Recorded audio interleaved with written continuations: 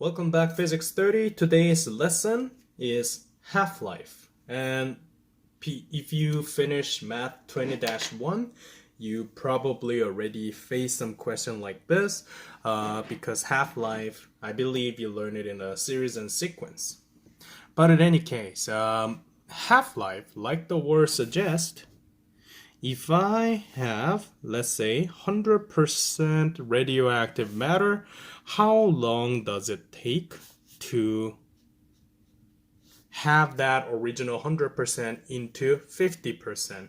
It's about that time. So half-life referring that time duration from 100% to 50%.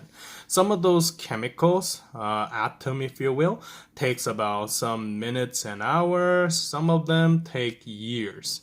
For example, when it comes to carbon dating for dinosaur, that takes millions of years to make 100% to 50%, something like that. So have that in your mind.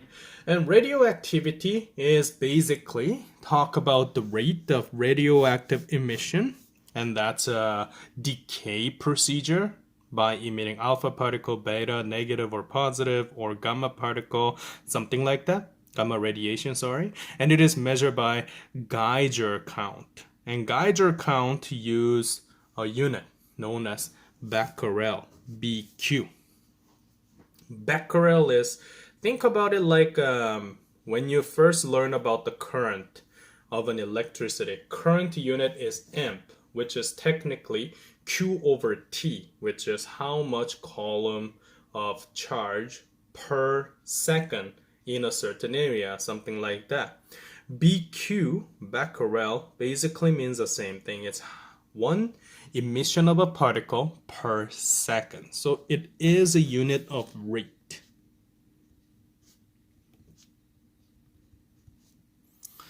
And the person that mentioned in this section, which you probably heard before, Madame Curie, one of the very first Nobel Physics Prize winner, Curie.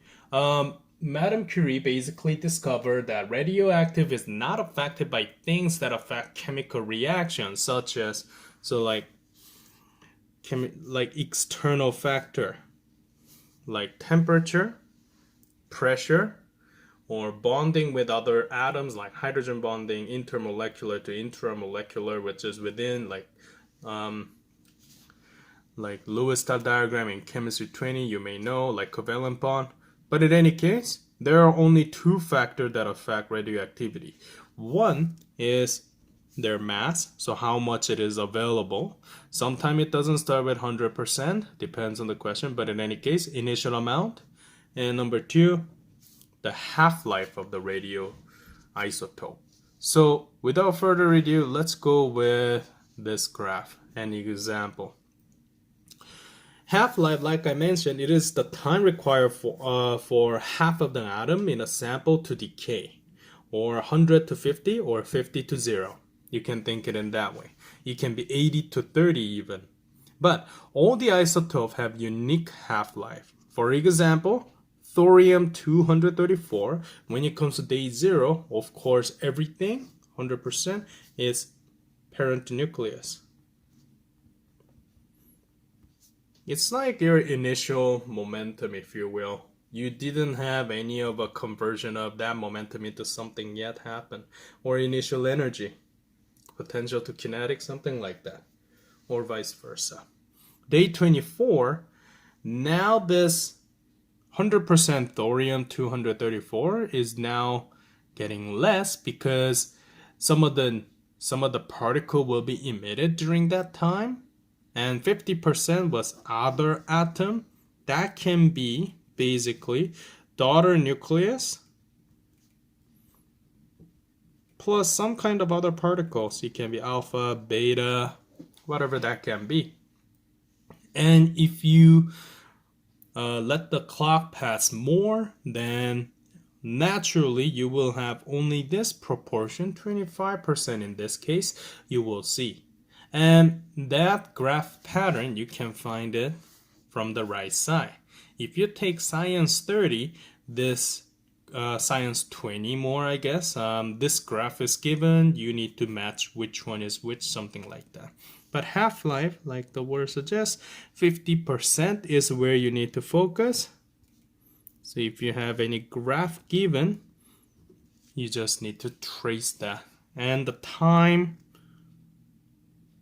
that make 50% from the 100% happen, this is known as half-life. And it's exponentially decreasing.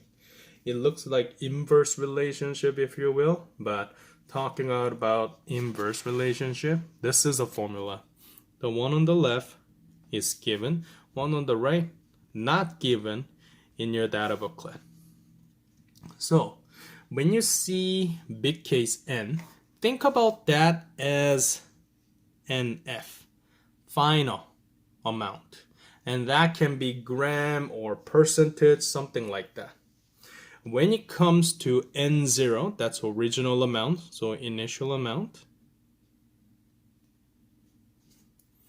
And half time, mathematically, 1 over 2 and to the power of n, this n is basically what I like to call it as number of half-life. So how much 50 of 50 of 50, those kind of thing happen.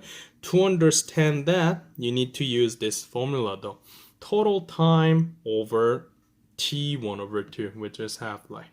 This formula is not given, and know the fact that when it comes to time, if it's second, minute, hour, unit cancel, so n is technically unitless. Have that in your mind. So, without further ado, let's do some example. Now, there are two type of example. One is easy type, one is a little bit tough type. Easy type is literally punching the number in and answers find out as a result. The tough type is basically you need to go through inverse log or natural log. That's how you can reverse some of the exponent. But in any case, a total time of 116 seconds is required for a radioisotope's activity to decrease from 1500 becquerel to 93.75 becquerel.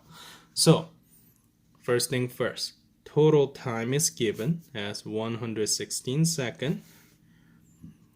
And from 1500, that's my original, and it's okay, it doesn't have to be exact amount, it can be rate 2 like what I said, 1500 becquerel, and my final was turned out to be 93.75 becquerel. The question is asking you to find out how much is your half-life. So this is a going backward type of question. It's a little tricky type of question, and I'm going to explain to you why. But anyway, first step, list everything. Second step, you need to go to the formula. Now, the formula, we have n0, so that means we need to use the formula that is given by the question, or data booklet if you will. I have n is equal to n0, 1 over 2 to the power of n. We are basically trying to find this guy because n is equal to total time over half-life. In order to do that, isolate these guys first. So n divided by n0 is equal to 1 over 2 n. Now, here's your dilemma. You're trying to find n is equal to, but right now I have exponent and the base in here. How can I reverse this order? You can do logarithm or natural log, which you can find from your calculator.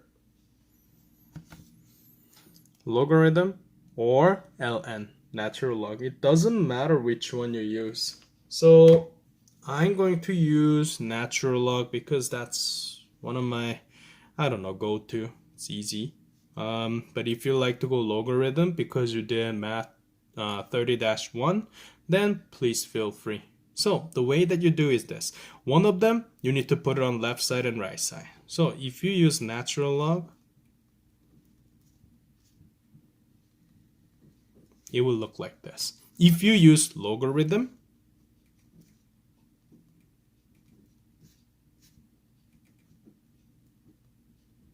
it will turn out like that.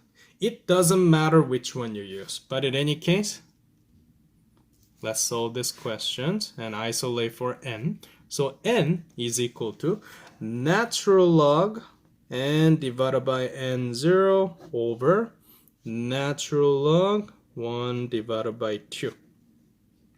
And now I can punch those numbers in. 93.75 divided by 1500 divided by 1 divided by 2.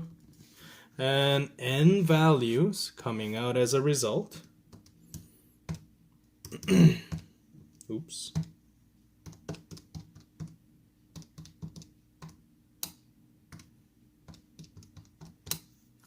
And you have 4.00 or exact number 4. But that's not my final answer. That is basically my total time over t1 over 2. So which is 162nd over t1 over 2.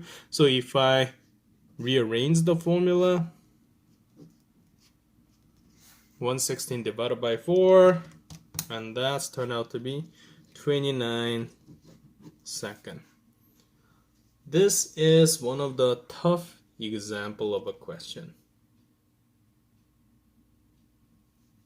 Now, let's do one more, but this time I like to do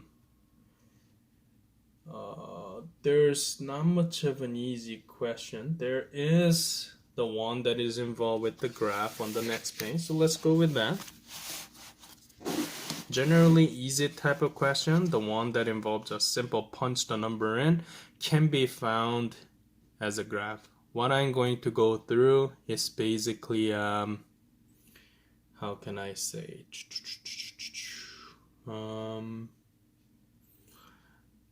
I believe I can do D. Using this graph, we need to answer iodine 131 isotopes decay and half-life question in here.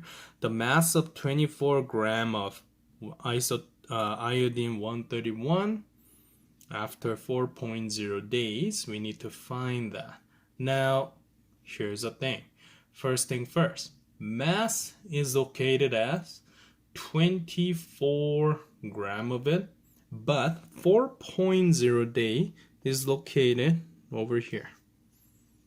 That means you need to track everything 444 all the way up, then you reach eventually 70% of the mass or 70% of a sample. So what you need to do is basically simple ratio. 70% converted into decimal or fraction, doesn't really matter. Then 24 multiplied by 0.70 give me easily about 16.8 gram, which is around 17 gram. That's an easy type of question. Without further ado, that is my lesson for today. I want you to give it a shot for every question on page 13 and every question on page 14.